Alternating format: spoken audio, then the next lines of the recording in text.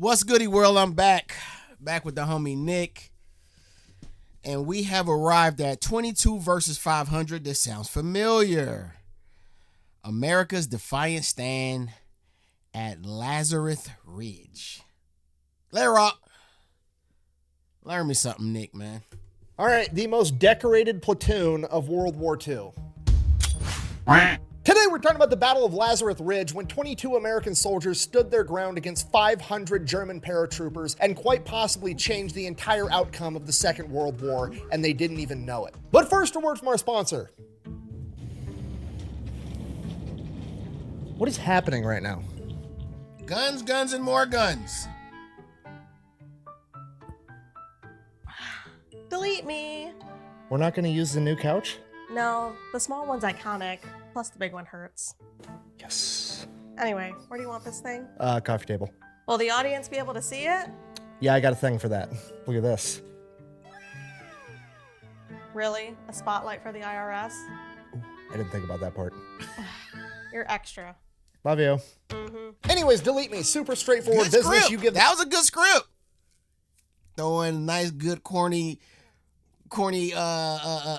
dad size joke, and throwing a little Uncle Sam. Good script. I'm with it. I like it. the money, they turn around and they make sure the data brokers aren't selling your personal information on the internet. So here's how this happens. Pretty much anytime you use a free app or internet service, that app or service isn't actually free. What they're doing is they're harvesting your personal information, then they turn around, they sell it to data brokers, and then the data brokers sell it to anybody that has money. The good news is these data brokers are legally required to stop selling your personal information if you formally ask them to. The problem is there's a bunch of different data brokers and they all have a different process for you to formally request that they quit selling your information. That's where Delete Me comes in. Delete Me monitors all the biggest data brokers for your personal information, and as soon as it comes up for sale, they automatically write in and have them take it down as soon as possible. And then as long as you're subscribed to Delete Me, they will continue to monitor, checking and rechecking for your personal information at these data brokers over and over and over again to make sure if they do ever come in contact with your data again, they have to delete it again. So if that's something you'd be interested in, I will have a link and a discount code down below. Let's get back to the video.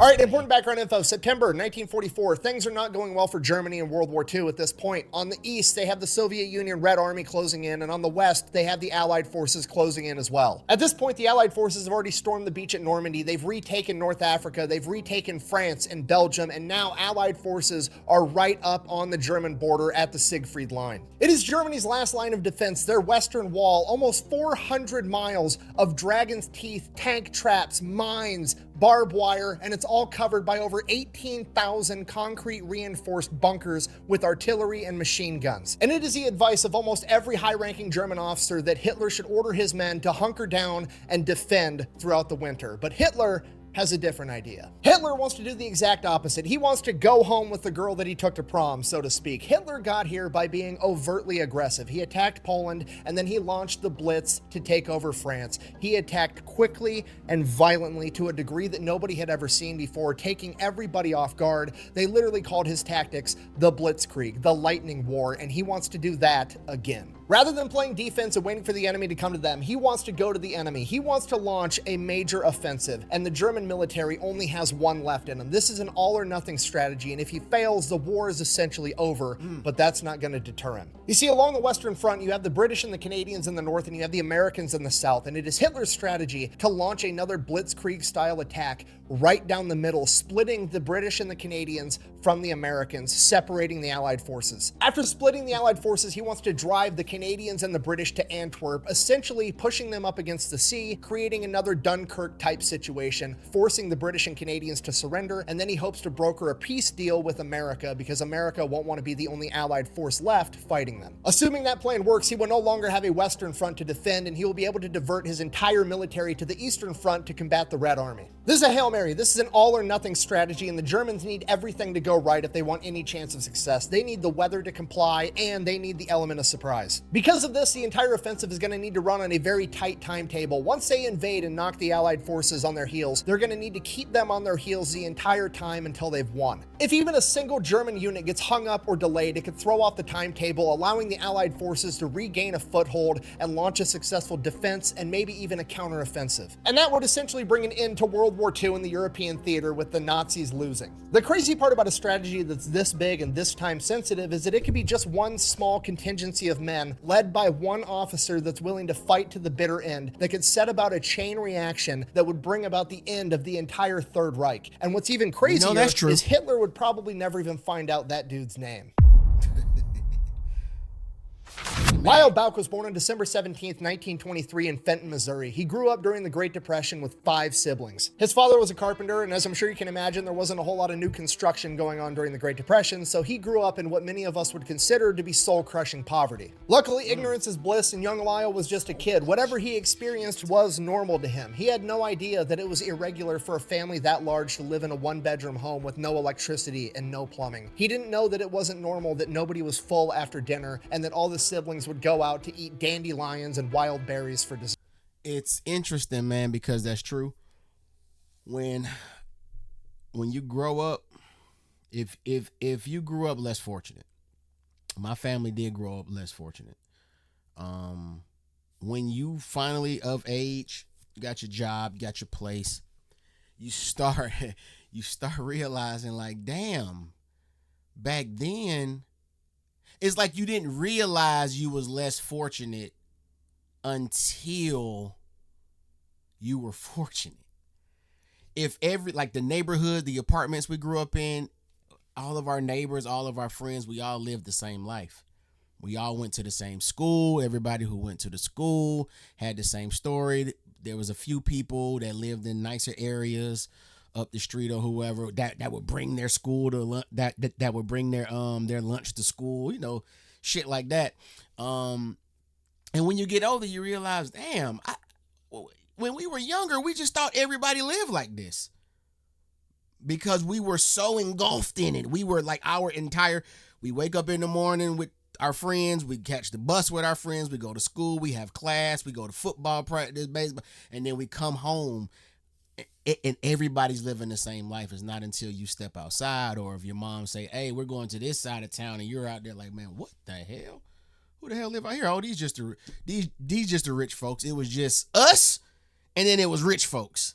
And we just thought everybody like us just grew up the same. And that just wasn't the case. We just thought everything was normal. We thought everybody ate noodles. Everybody had noodles in the house. When all the real groceries done, you eat you some noodles. You're out of noodles, you got bread, you got peanut butter, you eat a peanut butter. It was normal. You eat a mayonnaise sandwich, Miracle Whip for me. I was a Miracle Whip guy. It was so normal, man, and we just thought it was. And I don't know if that was good or if that was bad. To me, I think it was good for me because it makes some people catch it. Some kids catch it, and they understand that we're living in poverty and we're not living right, and some kids catch it. I'm just saying, me and my friend group, we ain't really catch it like that. We thought this was normal, so we grew up happy. We grew up thinking we had things because our parents were scraped together enough to get us a Nintendo or a Super Nintendo or a Sega. So as long as we could get a game console every 4 or 5 years, we thought we were straight.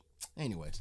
Live in a one-bedroom home with no electricity and no plumbing. He didn't know that it wasn't normal that nobody was full after dinner and that all the siblings would go out to eat dandelions and wild berries for dessert. But as he got older, he started to fully understand his family's situation, and by the time he was 14, he wanted to help. So he went and he enlisted in the Missouri National Guard, where he would be able to make $1 a day every time he had drill. In the Army, Lyle's basically a prodigy. He's incredibly intelligent, he's great at everything he does, and he grew up some poor depression kid eating dandelions in his backyard, right? There's nothing the Army can do to him that his childhood hasn't already done, and he deemed his childhood as a good time, so all of this is just fun to him, no matter how much it would suck to anybody else. By the time he's 16 years old, he is the supply sergeant for his entire unit, and in December of 1940, as World War II is starting to heat up, America has not entered the war yet, but it's looking like we're gonna. They're starting to draft people. His entire reserve unit gets activated to go do a bunch of training. So Bouck and his unit are down in Texas and Louisiana. They're training for a full year. They go from December 1940 till December of 1941. Early December rolls around, they're getting ready, they're packing their shit, they're gonna go back home. They've been gone for an entire year. Japanese attack Pearl Harbor, they're not going home. They get told, congratulations, your active duty has been extended indefinitely. Hey, kids, what's going on? War! There's Don't worry though, it gets better. You see, the Army in its infinite wisdom is like, okay, we've got this group of National Guard guys. They've been training for a full year. They're ready to go. They've been training in Texas and Louisiana. They're used to the heat. They're acclimated for the desert and the jungle with extreme humidity. Okay, where should we put them? And the Army's like, the Aleutian Islands, aka fucking Alaska, which is just brilliant. Okay, so Bouck's unit is going to get sent up to the Aleutian Islands because they're concerned that the Japanese are now going to attack the West Coast, and one of the first places they would attack would be the Aleutian Islands, so they're basically going to be there ready to fight the Japanese if they come. So at this point, Bouck is like, I would rather do literally anything else. So he goes and he volunteers for OCS school, and he volunteers for this new sketchy job called being a paratrooper. And OCS school gets back to him first, which is the officer training course. He gets shipped off to school to become an officer. So Bouck ships off for Fort Benning. He's going to end up being an infantry officer. He goes through the course, graduates top of his class. He does so well, they end up retaining him and not shipping him off to war because they're going to use him as an instructor to train a bunch of more recruits that are coming through. So he actually ends up doing that for a year at Fort Benning, training small group defensive tactics for the infantry. So a year goes by, Bouck is 19 years old. He gets orders to go down to Camp Maxey, Texas. He's going to be joining the 99th Infantry Division before they get ready to ship off to combat. He's not really sure where they're shipping off to yet. Nobody knows if they're going to the Pacific Theater or the European Theater, but just judging on the fact that they're in Texas where it's warm and the European Theater is about to go into winter, it would make sense that he was going to the Pacific Theater. So he's starting to mentally get himself ready for that. So he gets down to Camp Maxey, and at this point in the war, it's like 1943. So most of the younger officers, Bouck's only 19 years old. He's a first lieutenant, and most of the junior officers that are young are all what's called a 90-day wonder, which basically means they pluck some kid out of college, sent him to officer training school for 90 days, and turn him around and sent him into combat to lead men into battle. So being called a 90-day wonder is like a derogatory term. It's definitely not a compliment. It's basically everybody in your chain of command being like, hey, I respect the rank you have on your chest, but also I have zero faith in your ability to do absolutely anything. Dang. So that's kind of what everybody just assumes Bouck is. He's so young, they look at him, 19-year-old kid, first lieutenant on his chest, are like, 90-day wonder. In reality, Bouck has 5 solid years of experience already at 19 years old. He is one of, if not the most experienced junior officer in the United States Army at this point. His chain of command realizes this, and they give him a more important task. He ends up getting tasked with standing up and creating the INR platoon, the Infantry and Reconnaissance Platoon, for the 394th Infantry Regiment of the 99th Infantry Division. Now, an INR platoon at this point is what we today would call a scout sniper platoon in the infantry. Basically, they take some of the better or the best infantry guys available from the entire regiment, stick them inside of this platoon, and they learn different tactics because they have a completely different job from the rest of the infantry. Their job's going to be going out behind enemy lines, surveilling the enemy, gathering intelligence, potentially capturing other enemy scouts, things of that nature. Bouck is basically told, hey, here's access to all the personnel files for the entire 99th Infantry Division. Pick your top 18 guys. You got to have 2 squads and 9. So he immediately goes through all the personnel records, starts picking guys out. His criteria is you have to be either a high school graduate or currently going to college. You have to have an IQ of 110 or higher. You have to be a qualified expert marksman with the M1 Grand, and you have to be physically fit. Is that how it was? Like, you have to have a future planned out for you before you get to come to war with me and potentially die. Is that really? My boy said you got to be doing something if you want to come over here and do something. That's crazy. My boy had the qualifications. My boy said you got to be you have to be better in your life right now if you want to come to war. Shit. Is you have to be either a high school graduate or currently going to college. You have to have an IQ of 110 or higher. You have to be a qualified expert marksman with the M1 Grand, and you have to be physically fit. So he gets like a list of like 50 names, goes around talking to everybody, gets a bunch of volunteers. He ends up having 21 volunteers, but he only needs 18 men. So he has this little miniature selection process. 3 of the men fall out. He's got his crew of 18. And from here, Bouck uses the rest of the time he has stateside to train the holy hell out of these 18 guys. Remember, he was an infantry instructor at Fort Benning for a year. This guy knows how to train people, and now he is overly committed to 18 people specifically. He makes them do the hardest obstacle course at Camp Maxey every single morning. By the time they get done with training and get shipped off to war, this group of 18 is an excellent team, and they are in phenomenal shape. And then one day they just get told, hey, pack your shit, head to the train yard, you're shipping off to war. They don't even tell these guys where they're going. Now at this point, you gotta remember, it's like late 1944. The Allied forces are dominating over in Europe. The German army's on its last leg. They've got the Germans pretty much pushed all the way back into Germany, and they're just manning the Siegfried Line. Okay, so everybody's kind of hoping they're going to Europe, but also everybody kind of already knows they're going to the Pacific Theater. They've had these guys out training in the desert the entire time. It's just obvious they're going to send them over to that tropical environment, and they're going to have to go toe-to-toe with the Japanese, which is horrifying. So they all get to the train yard. Nobody tells them shit. They still don't know where they're going. Everybody's just kind of like, we're going to Japan. We've got to be going to Japan, right? They get in the train. Nobody tells them where they're going. And they're like, well, fuck it. I guess we'll know in a second when the train starts moving east or west. Because obviously, if we're going to the west, we're going to the Pacific Theater. If we're going to the east, we're going over to Europe. And sure enough, the train starts heading to the East Coast. These boys are headed over to the European theater in winter, despite the fact that they're acclimated to living in a desert, which, I mean, it makes sense if you don't think about it.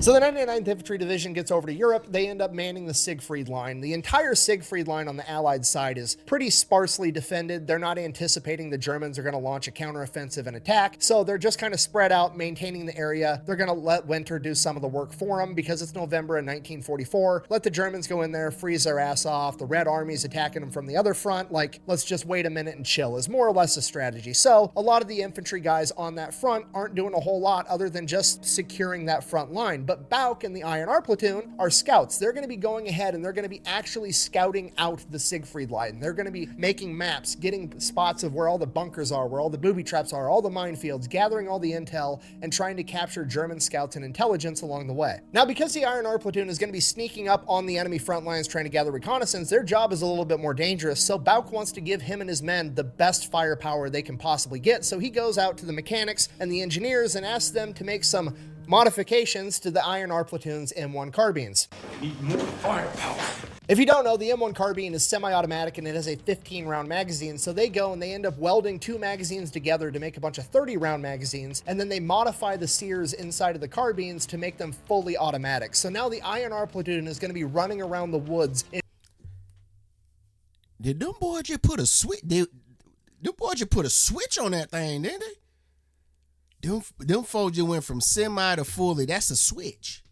We call that a switch right now, right? Them boys went switch. And then, now what I'm used to seeing, again, I'm not a gun guy. Like I said, my brother, his friends, they're like part-time gun guys. More, I guess, do we call them? I'm going to just say automatic weapons instead of assault rifles or whatever you guys call them. I'm going to just say automatic weapons. I have seen them. They have the banana clips, right? They have the clips, and then they have another clip, and it's banded together so that they could just flip and like when they run out, they just flip the other one in, and it's Gucci. I ain't seen, from what Nick's saying, they welded, like they opened the bottom of one clip, welded it with another clip, and just created a super long 30 clip type shit. You see what I'm saying? Is that what's going on? Or is Nick talking about exactly what I'm talking about, where one clip and then they weld the other one and then they just flip it? I don't know. I'm just saying. Two magazines together to make a bunch of 30-round magazines, and then they modify the sears inside of the carbines to make them fully automatic. So now the INR platoon is going to be running around the woods in Germany with what amounts to a bunch of submachine guns. By December 1944, they're going out, they're doing missions, and one of the first missions, they wanted to take Private Leopold with them. Now, Private Leopold in the INR platoon is unique because he was actually from Germany. His family fled when the Nazis came to power because they were Jewish. So Private Leopold is extremely valuable because not only does he speak German, but he speaks German in a German accent. It's his native tongue. So he's going to be able to overhear Germans if they get close enough to spy on them, or if they capture one, he's going to be able to interrogate them. It's a very valuable asset to have. The problem is he's Jewish and he's from Germany. If he gets captured by the Nazis, it's pretty much a death sentence right out of the gate. And he's already being a scout, like the most forward infantry unit available, so his chances of being caught are higher than virtually anybody else's. So he's not super keen on going out on missions unless he's feeling like he's at 100%. And on this particular day, he's sick and he's got a really bad cough. So Leopold goes to the chain of command and he's like, hey, I've got this really bad cough. I'm a scout. We're trying to like sneak up on the enemy. Maybe me coughing the entire time isn't going to work out that great. Also, I'd rather not get caught because I'm Jewish. What do you think? Can I sit this mission out? And the chain of command's like, I mean, you speak German, right? You'll cough in a German accent. It'll be fine. Uh-oh. You okay there, Dennis? Coughing in a German accent. I'm thinking of coughs. My mother, you know, my family's Panamanian, heavy accent. Cough sound like a regular, it sound like it, hey, that's one thing you can't do in a different language is cough. I'm thinking hard, y'all. I've heard Jamaicans cough, Panamanians cough, people from Honduras. It's all the same cough. It's all the same cough. Hell, I done heard some women cough that sound like men coughing. Now that gender, you could tell the differences in the coughs, but I don't know about accents. That's interesting. I'm about to start paying attention to that shit. Uh-oh. You okay there, Dennis? So Leopold's like, fuck, okay, I guess. So he goes out on this mission, immediately starts coughing the entire time. Bouck is like, Leopold, shut the fuck up. Start eating snow. So Leopold spends the entire mission just eating snow to calm his throat down so he's not coughing. Ends up working great. This is like their first mission out together, and they come across a dead German soldier's body. At first, they're worried that it's a booby trap, so they sit there, they watch it for a while. There's no movement anywhere around it, so it's probably not an ambush, and then they sneak up on it, and they tie a rope around the ankle of the body, and then get as far away as they can before pulling it like 6 to 8 feet just to make sure it's not booby trapped with like a grenade underneath it or something. And it's not. So they go, they search the body, they find an ID card, they find out what unit this guy's from, and they find some other intel on him. This is the first successful mission of the INR platoon. A couple days after that, they go out on another patrol. They end up running into a German patrol, and then they immediately outgun them using their modified M1 carbines, and they end up wiping out the entire German patrol. So things are going great. The INR platoon is performing exactly how they trained to perform. They're going out, they're scouting, they're doing their job, they're getting it done. And what does the military do when things aren't broken? That's right, we fix them anyways. You know what would be cool if the INR platoon, the intelligence and reconnaissance platoon, rather than going out and gathering intelligence and performing reconnaissance, what if we set them up in static fighting positions and ordered them to hold a point like every other infantry company on the planet? It's a great idea, right? It's a terrible idea. So December 10th, Bouck's commanding officer rolls up and is like, hey, get in the Jeep. He drives Bouck out, and he drives him to this little tiny village of like 15 houses and a cafe called Lanzerath. And Lanzerath has this main road running right through the top of it. Inside of Lanzerath, there's like 50 anti-tank soldiers and then like 4 forward observers, you know, the guys that call in the artillery. And then right on the other side of the town, there's this ridge with a wood line. And the commander's like, hey, I want you and your 18 guys to go ahead and hold this ridge on this wood line. We can't lose this town on the off chance that the Germans do attack, because this would be the best route for a bunch of tanks to come storming through. So Bouck and the INR platoon are not excited about this. This is not what they trained to do. It's not really their job. They don't have the training. And when you don't have the training, you get to do the most terrifying thing in the military. You get to wing it, and Bouck is going to do just that. So, but you got switches. That's all that matters. You got switches on your side. You got 30 round switches.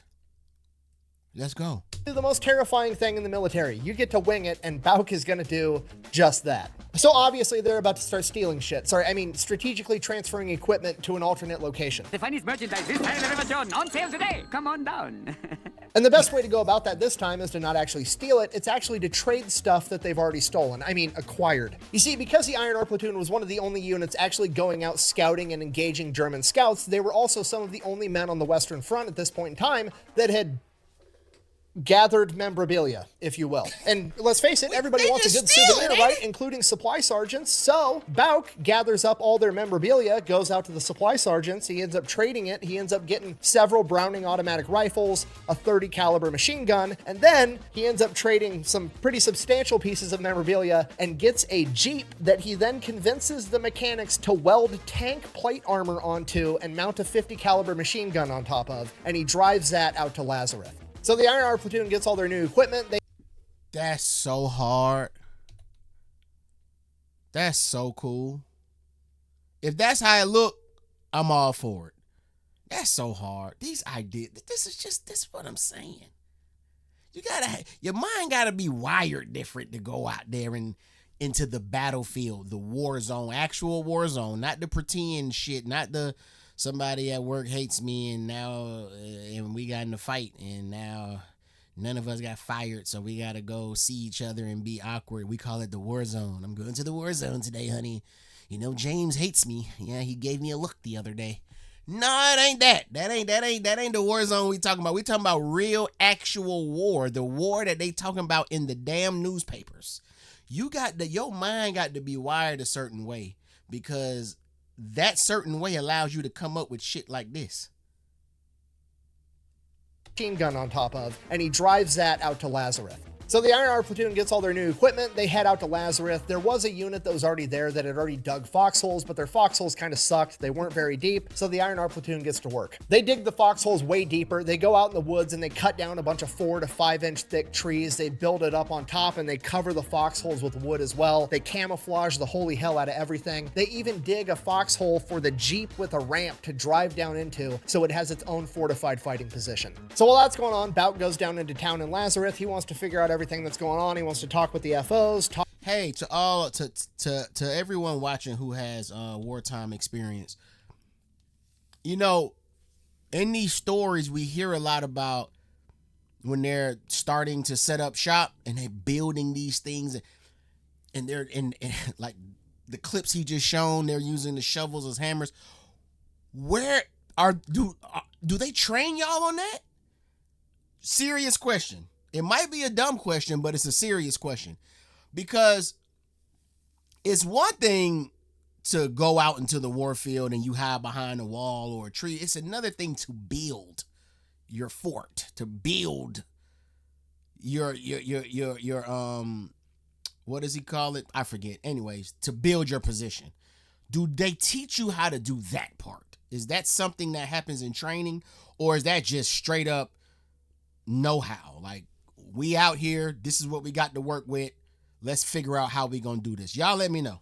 Jeep with a ramp to drive down into, so it has its own fortified fighting position. So while that's going on, Bouck goes down into town in Lanzerath. He wants to figure out everything that's going on. He wants to talk with the FOs, talk with the anti-tank guys, just get everything under control and know what's going on, right? He gets there, kind of a giant shit show. They've clearly been here for a while and there's not a whole lot going on. There's a family in town called the Schur family, and they're actually making hot food for all the Americans in exchange for chocolate and cigarettes. Now, the Schur family has already got their 25-year-old daughter sleeping in bed with the parents just so she stays away from all the American soldiers, and all the American soldiers have made her 16-year-old brother Adolf basically their mascot. He now speaks English, but only profanity. So with that, he goes back up to camp in his fortified fighting position, and they just kind of wait. They're there just making sure that the Germans don't attack, essentially, freezing their ass off. They've got a little heating shack. They're taking turns rotating in and out, warming up, sleeping, eating food, and this goes on for a couple of days. By December 13th, this new guy rolls into town, some Belgian guy acting kind of weird, so they, stop him. They talk to him. They're like, what are you doing? And he's like, I'm bringing my cousin some shoes. And they're like, right, that's a fucking spy. And they're like debating on what to do with this guy. They can't really do shit with him, so they just end up letting him go. And from there, shit just gets weird. There's this like one corner of the area that they're overlooking with their fields of fire that they end up calling the creepy corner, because every single night something weird is going on over there, right? There's noises and nobody can see shit and they don't know what's going on over there. And eventually one night they're manning the positions and they hear snow, like freshly frozen snow. You know how when you step on it, it kind of got this big crunch sound as it breaks through? They hear that getting closer and closer and closer, and eventually they just open fire on it because it has to be someone or something coming right at them. And after they open fire, it's just quiet. And that was it for the rest of the night. They can hear some grumbling off in the distance, but nothing else ever came. The next morning, they go out and they investigate, and it was a dog that they had ended up shooting, but it was clearly a military-trained dog, but it was by itself. Hey, look at us. Look at us. Huh? Who would have thought? Not me. So that's weird. And then they adventure further past that, like 150, 200 yards, and then there's like ski tracks all over the place. And they're like, what the fuck is going on? So then the whole day goes by, everything's seeming kind of normal. A Jeep shows up to resupply them with more food, and this time around, they all got a liquor ration, which is like immediately a red flag. Like they're only giving out liquor rations when they're about to ask us to do some dumb shit or something horrible is about to happen, okay? It's like getting a steak and lobster dinner. It's gonna happen right before somebody's about to die. They're not telling us something and we need to figure out what it is. But then somebody's like, hold on, maybe it's not that bad. Lieutenant Bouck actually turns 21 in 2 days on the 17th. So maybe it's so we can all have a party and get LT drunk. Then more creepy noises all night long. That morning, a deer walks into camp. Naturally, they shoot it with a machine gun. They end up eating it. Then normal day, seems like, okay? Night of the 15th. More creepy noises all night long. But tonight the noises are different. Off in the distance, it almost sounds like there's engines running. So Lieutenant Bouck knows something's up. So he has all the guys up. They're all alert. They're all there. And then on the day of the 16th at 5:30 a.m., they start getting hit with a ton of artillery fire right on top of them. At this point, the whole platoon and Lieutenant Bouck are all shitting their pants. I mean, they've had a couple of firefights off in the woods with like 2 or 3 Germans, but this time it's completely different. It feels like they're in the shit. It feels like they're at D-Day taking a ton of artillery fire. The rounds that are getting shot towards them are set to airburst, so they're blowing up in the tree line before they hit the ground, and it's just sending shards of tree splinters everywhere. So the entire INR platoon is just hiding inside their foxholes, and at this point, everybody's pretty fucking happy that Lieutenant Bouck made everybody cut down trees and put roofs over their foxholes, because now it's gonna take a direct hit to take anybody out. The artillery barrage just keeps coming and coming and more, and it gets to the point that like the adrenaline wears off, and it just gets tiresome. Like the men are in their foxholes hiding and they're like, okay, you guys are gonna attack us. You lying to me, Nick. Hey, you lying. And no the hell it don't. No, it don't. No the hell it don't get tiresome. Boy, ain't no way. Boy, ain't no way. Ain't no way that's what they out there thinking. Ain't no way that's what they out there thinking. And more, and it gets to the point that like the adrenaline wears off, and it just gets tiresome. Like the men are in their foxholes hiding and they're like, okay, you guys are gonna attack us. We get it. Quit launching artillery and just come get us already. But the artillery just keeps coming. Like it feels like it takes an entire day for this artillery to finally stop. Once the artillery fire finally stops, Lieutenant Bouck gets out of his foxhole to assess the situation. He looks down on Lanzerath and realizes all this artillery fire has only been hitting their wood line right on top of them and the one corner of Lanzerath where those 4 forward observers were, which means Belgian shoe guy was definitely a spy that fucked him over. And right as Bouck is putting that together, the 55 anti-tank guys are loading up in their jeeps and they are peeling off, just straight up leaving. Bouck is obviously kind of pissed off that he didn't give him a heads up. I mean, they ran a phone line out to him, so they had a direct line of communication, but the artillery barrage must have taken it out. In fact, the artillery barrage has taken out all their phone lines, so now all they have is radio. So Bouck radios over to this anti-tank unit and they're like, yeah, we got orders to go over to this next town. That's where we're headed. At which point Bouck is like, okay, well, I can't do anything without you guys. Like, I have a 50 caliber machine gun and some small arms. If they roll up with a tank, we're done. We can't do anything. So Bouck gets on the radio with HQ, tells them the same thing. Hey, the 55 anti-tank guys left. We have nothing that can combat a tank. Do you want us to retreat back to a different position too? What do you want us to do? And Bouck is ordered to hold his position at all costs. Right around this time, the 4 forward observers that were down in town come up the hill. They're going to be joining forces with the INR platoon because their position got absolutely pounded by artillery. So it is now Lieutenant Bouck, the INR platoon, and 4 forward observers for a total of 22 men defending Lanzerath and the road running through it. So the forward observers get settled into their new fighting positions, and as soon as that happens, hundreds of German soldiers descend upon Lanzerath. I mean, a shit ton. Luckily, it's very clear that these guys are not moving tactically. They're kind of just moseying through the town. They're not expecting any resistance. They think that the Americans have either been taken out by that artillery barrage or that they all retreated after the fact. But as they start getting closer and closer to the ridge where the INR platoon is, Bouck finally makes out these aren't just German soldiers. These are German paratroopers carrying the new FG-42 assault rifle. There goes that guy again with the Hitler with the Hitler herpes on his lip. What my boy got going on his lip, man? He was in the video earlier. He turned his head, showed you that Hitler herp. What my boy got going on, man? It's disgusting. Great. So not only soldiers, these are German paratroopers carrying the new FG-42 assault rifle. Great. So not only are they outnumbered like 50-1, but these are also an elite infantry unit that have fancy new weapons. Perfect. In reality, and luckily for Bouck, a lot of these paratroopers were new recruits and weren't quite trained up to the paratrooper standard that the Germans had previously had earlier in the war, but Bouck doesn't know that, and he's still kind of shitting his pants about it. And honestly, it really doesn't matter that much because even with that being said, it's still 500 to 22. So seeing how vastly outnumbered they are, Lieutenant Bouck is like, okay, it's my turn to call in artillery fire. He hops on the radio, he calls for fire right on top of this massive formation of Germans, and they radio back and tell him, sorry, you're outside of the priority zone. We're taking attack from all over the place, and you're just not a big priority right now, so you're just gonna have to live without it. Now, Bouck doesn't say it over the radio, obviously, but at this point, he's just kind of like, so let me get this straight. I need to hold this ground at all costs because it's of vital importance, but it's also not vitally important enough for you to throw some artillery fire my way to help me out in my 22 to 500 battle. Okay, great, perfect. You know what? I still have the element of... Get the fuck out of here, bruh. You lying to me. They did not tell that man that. They did not radio that in. No, the hell you did not just radio that in to me, bruh.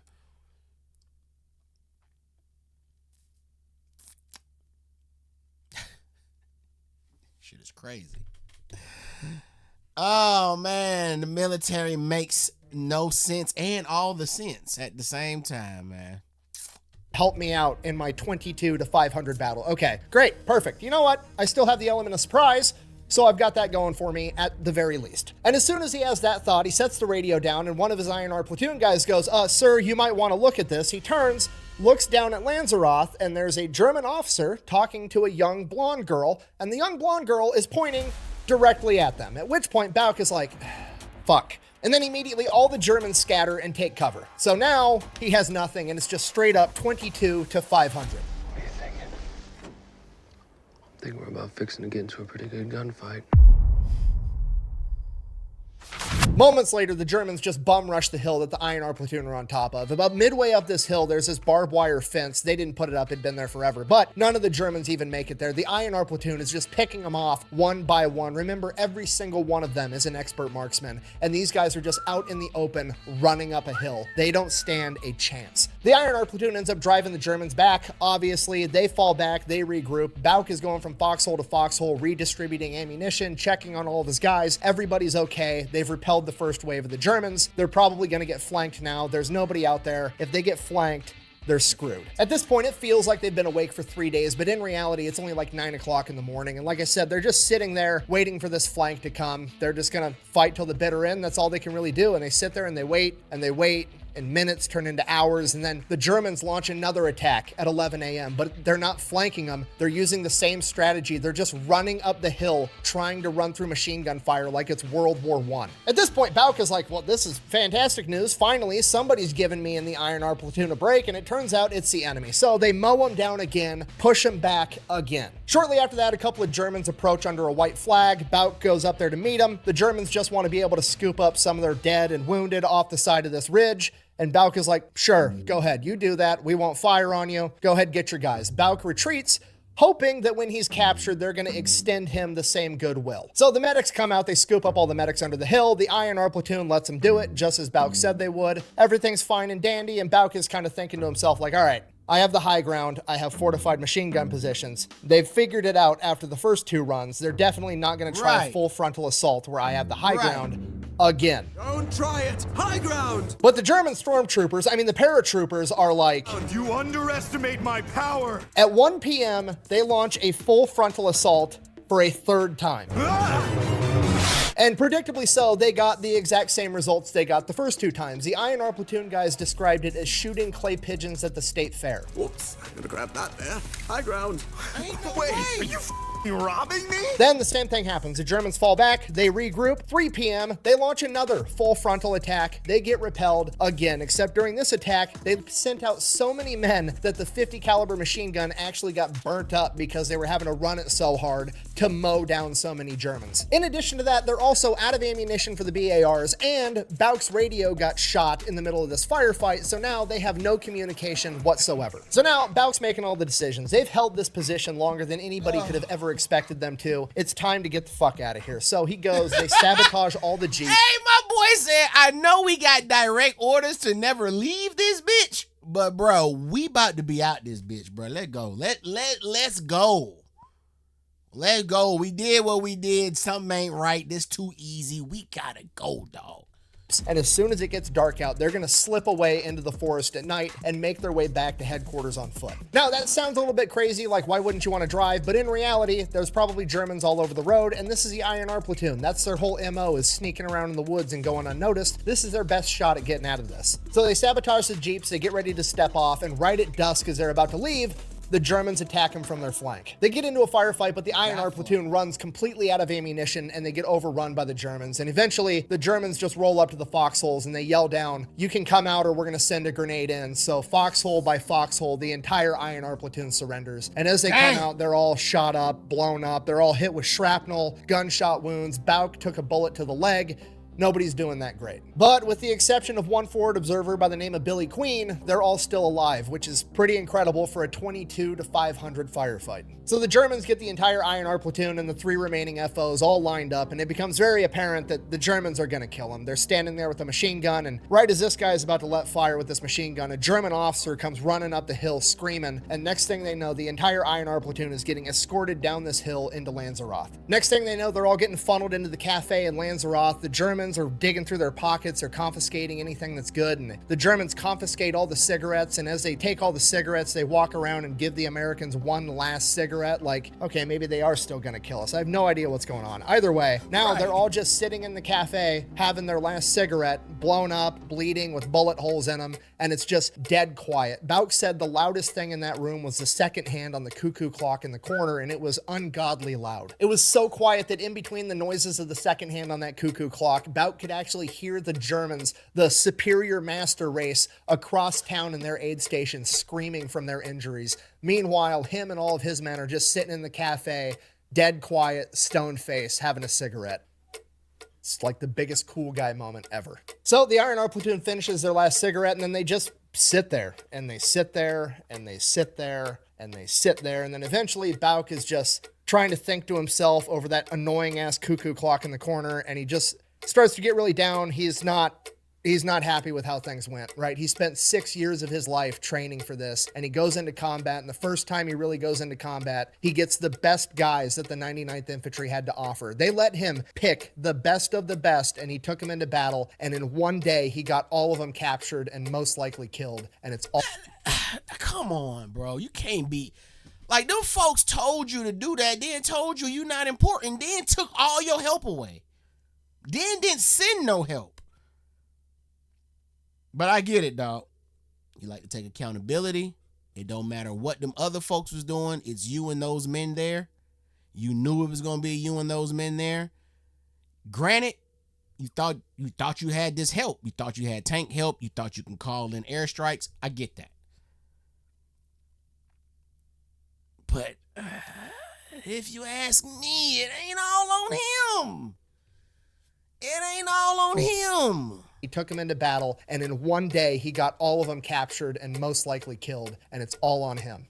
Or at least that's how he felt at the time. And he just continues to sit there for hours, just loathing himself in the silence and the noise of that fucking cuckoo clock in the corner that just keeps ticking and ticking and ticking, and he's just sitting there, and then the fucking bird comes out again and honks, and it's 10 p.m. and suddenly he has this memory of when he was 14 years old, and his Aunt Mildred, who used to read palms, she read his palm when he was 14, and she told him that if he lived to be 21, he'd have a long, happy life, and he's about 2 hours away from turning 21. At this point, he can't believe that this is the dumb shit that he's thinking about, but that's what he's thinking about. So he sits there and he waits, and more time passes, and sure enough, midnight hits, and suddenly he just feels this relief, like, can't get me now. I'm gonna make it. And not a minute later, some high-ranking German officer comes storming into the cafe, yelling at all the other Germans. This guy's not like all the other German military guys around here. He's not standard German military. This guy's SS. He's dressed from head to toe in leather.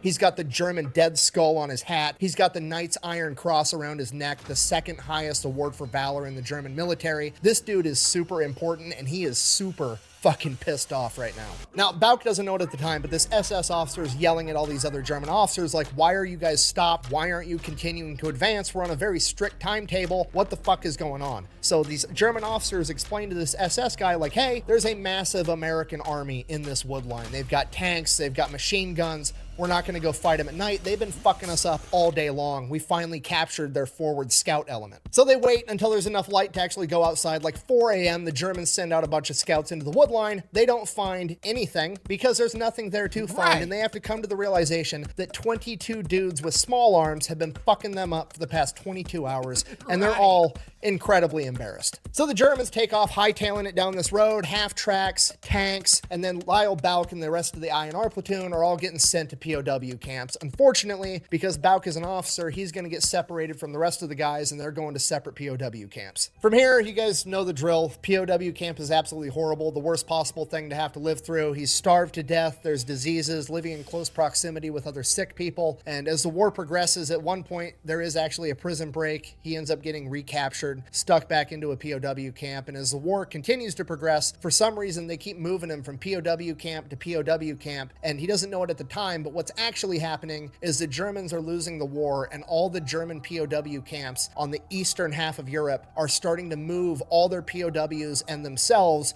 to the western side, because if these Germans are going to have to surrender to an allied force, they absolutely want to surrender to the Americans, the British, and the Canadians, because if they surrender to them, it's a court date, and if they surrender to the Red Army, it's going to be an execution. His final POW camp is in Moosburg, and while he's there, a bunch of SS teenagers, like radicalized 16, 17, 18-year-olds with submachine guns that have German officer rank, roll into this POW camp, and they want to execute all the POWs, including Bouck. At which point, the normal German army, the Wehrmacht, are like, no, you're not executing all the prisoners. Those are our bargaining chips to turn over to the Allies so we don't get killed. So absolutely not. And there's this huge fight between the SS and the Wehrmacht, which became more and more common as the war progressed. And ultimately, the SS familiar with Blitzkrieg.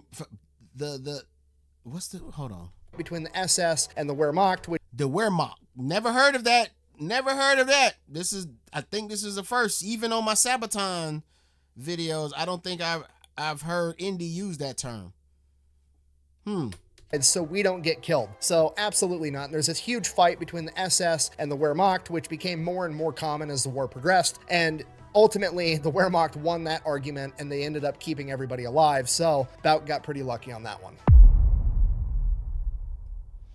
From there, Lyle Bouck remains at that POW camp till the end of World War II. When he is finally released, he weighs 114 pounds and has contracted hepatitis. He is essentially on his deathbed, and he spends months in the hospital. Thankfully, Lyle Bouck does end up recovering. He makes it back home, and from there, he's like, 22 at this point? So he's trying to figure out what he wants to do with the rest of his life, and he's like, I've already dedicated so much of my time to being in the military, maybe I should just go back and be full-time Army, and he's considering doing that, and then the paperwork comes through, and the Army fucked him over on his back pay and his leave that he had accrued while he was a POW, and he, challenged him on it, and he's like, hey, you did my back pay wrong. You paid me out as a supply NCO when I was actually a officer in the infantry in combat the entire time and serving as a POW. I'd like to be paid as an officer, not as an NCO. And the Army's like, don't care, fuck off. So he's like furious, like the Army has done nothing but treat this guy poorly, right? Like couldn't get artillery fire when he needed it, can't get back pay, and he's just like, screw this, I'm done with the Army. I don't want anything to do with it anymore. Understandably so from his point of view.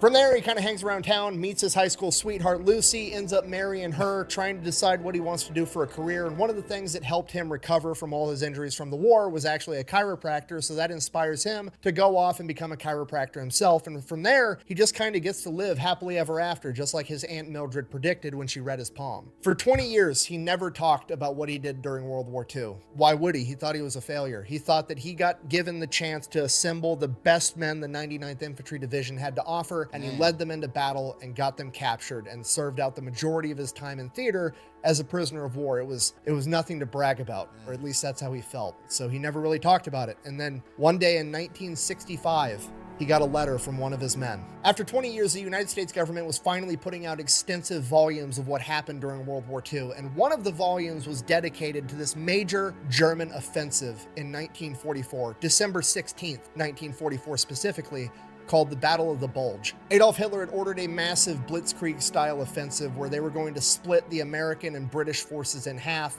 by seizing Antwerp, cutting off the supplies, crushing the British and the Canadians, and forcing the Americans to sign a peace treaty. In order for this plan to have any success, it was critical that they had the element of surprise, and because of that, German High Command in the days leading up to the Battle of the Bulge offensive ordered that none of the German scouts were to go out without a German scout dog that was specifically trained to lead the scouts by 100 yards. That way, none of them got caught, because if a single scout got caught and got interrogated and gave away this battle strategy, it would ruin the entire thing. That's the dog that they shot on December 13th. And that also explains all the ski marks and everything else hundreds of yards behind the dog. The artillery barrage that they survived before the paratroopers attacked, that was the largest artillery barrage of World War II, with over 1,600 artillery pieces firing on the American front for over 90 minutes. That pissed off SS officer that showed up at the cafe at midnight, that was Joachim Peiper, the commander of the 1st Panzer Division. The 1st Panzer Division was the lead element of the 6th Panzer Army, which at this point in time was Germany's premier armored unit that was hand-selected by Hitler himself to have the most important role of the entire military operation. The 6th Panzer Army, being comprised of almost 5,000 men and 600 vehicles, tanks, and armored half-tracks, was supposed to be the first element to cross the River Meuse and head straight to Antwerp to cut the Allied forces in half. They were the spearhead of this entire offensive, and Joachim Peiper's 1st Panzer Division was the tip of that spear, and the reason he was so pissed off that night was because the paratroopers getting stopped by the INR platoon created a traffic jam behind them that he was stuck in, and he was 18 hours behind schedule. This German attack was so hasty they weren't going to be able to rely on their own supply lines. They had to rely on capturing Allied supplies to be able to continue this attack, including fuel. And since they were 18 hours behind schedule, the Allies were able to adopt new defensive positions, not leave any supplies behind, and the entire 1st Panzer Division would run out of fuel, the weather would break, Allied planes would take the sky, they would attack, and the entire 1st Panzer Division would never cross the River Meuse. The INR platoon and 4 forward observers quite literally blunted the spear of the entire German offensive. 22 men stood in the pocket and stuffed the largest blitz the world has ever seen at the line of scrimmage. These 22 men may be responsible for changing the entire outcome of World War II, and at this point in time, nobody really knew anything about it. Some of the military historians knew that something happened over there, but nobody knew what happened, and it's because Bouck and all of his men got captured after the war. There were no after-action reports. They never got around to filling out all those papers. They just got sent to the hospital, got patched up, and got sent home. Nobody knew what actually happened. So Bouck, 20 years after the fact, writes into his old commanding officer, and then a couple of months later, he never hears anything back, but a silver star just shows up in the mail, only for him. And it's not really what he's looking for, because he figures the rest of his men probably feel the same way he did. They trained just as hard as he did. They went out, they got the same fight, and they ended up getting caught too. They probably feel just like he does, and he wants to make sure that he gets them the recognition. He wants to be the good leader to his men that he never had. For years, he writes letters and petitions and does interviews and talks to journalists about what his men did that day. And for years, nothing really happens. And years turned into decades. And after 2 more decades, he finally breaks through. And in 1981, his men get the recognition they deserve. The INR platoon would retroactively be awarded 4 Distinguished Service Crosses, 5 Silver Stars, and 10 Bronze Stars with V device, and the entire platoon will be awarded the Presidential Unit Citation. If you don't know, a Presidential Unit Citation is the highest award a unit can receive, and it's usually given out to companies or battalions for major battles or something huge. It's very strange for an element as small as a platoon to be given this award. In fact, they were the only platoon of World War II to be given the Presidential Unit Citation. And with that, they became the most decorated platoon of World War II. Thank you for watching. The best way to support the channel is go buy some merch over at thefatelectrician.com. Quack bang, out. It's pretty wild those guys changed the entire course of world history and didn't even know it till 20 years after the fact. I don't know. Maybe there's a message or something in that. Bruh, why getting recognition was harder than damn fighting the Germans? It's the way that story was laid out, it was easy picking off them Germans. But it was harder to get recognition for it. The fuck, I can't.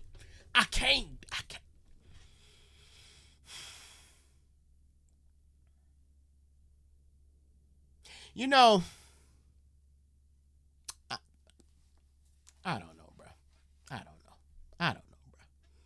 You know, they be, I don't know, bro. I don't know if I can ever wrap my head around that, man. I just don't know. I just always feel like I feel like basketball players should be the only people commentating their games. Football players, y'all should be the only people talking them. Y'all should be the only people talking about this. Basketball players, baseball players, only y'all. No Manolo should get no job at ESPN and talk about sports. Professional sports. I just shouldn't. It just should be a thing. It just should. Okay? Cool. Same way I feel about soldiers and people who've actually been in combat. I believe only people who've been in combat should be able to create rules, carry out rules, enforce things to those who are also in combat, not the pencil pushers that we're talking about. And I know y'all say some of them actually went to war, and like some of the presidents, until I hear a story like this, I need more convincing. I need more than just a picture in a uniform. Because there's no way y'all do that to that man and then make him fight to be noticed and recognized. Y'all told him to go somewhere to die. That's what y'all did. That ain't how it started. Y'all told him go there, hold it down. We got you. You got backup. You can call in artillery. We got you. Then y'all take that away from him and then tell him you gotta stay there. What does that mean? That mean you're sent. Maybe I'm reading this wrong. You just left us here to die. Yeah, bro. The people back home, the people he had to beg for recognition are the people who should not be in those positions. That's basically what I'm saying. Because if another leader was the one getting those letters and read and understanding what it takes to do what they did, they would have got all of that recognition, all those medals in no time. In no time, unless that person was corrupt. But let's just assume he wasn't. But if you put my next door neighbor in charge of stuff like that, they don't care. They don't care. They just fill out an application and got a job. They ain't got time for all this. There's too much work you want me to do to get you that recognition. There's too much work on my end I want to do. So let's just try to ignore this. Am I tripping, y'all? Maybe I'm tripping, man. Like, comment, share, subscribe. Catch y'all on the next one. Peace.